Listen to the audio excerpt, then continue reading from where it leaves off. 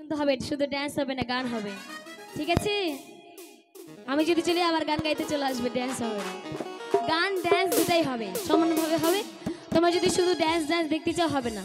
আমার অনেক দিদিভাই বৌদিরা মাসিরা অনেক বসে আছে, গান শুনবে, ড্যান্স দেখবে, কমিক দেখবে, সব দেখবে। তোমাদের মর্জি মতো হবে না। तो कहने के मतलब है मिस माम्पी मेरा नाम है, मोहब्बत करना मेरा काम है, मिस माम्पी मेरा नाम है, मोहब्बत करना मेरा काम है, और दिल चल के देखना सिर्फ तुम लोगों को ही नाम है। आशा अबे अभी सब হবে, अभी सब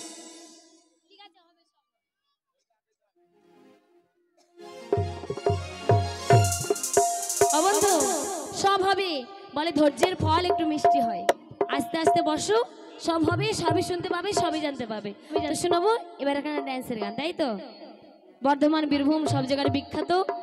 তো শোনাই সেই এখানে ভাইরাল ড্যান্সের গান।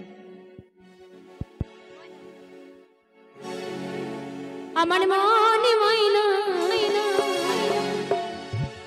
আজ বুঝি না, সবই রিকোয়েস্টের গান।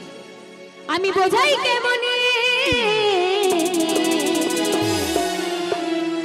তুমি ছাড়া কে আছে গো আমার ফাঁকা জীবনে।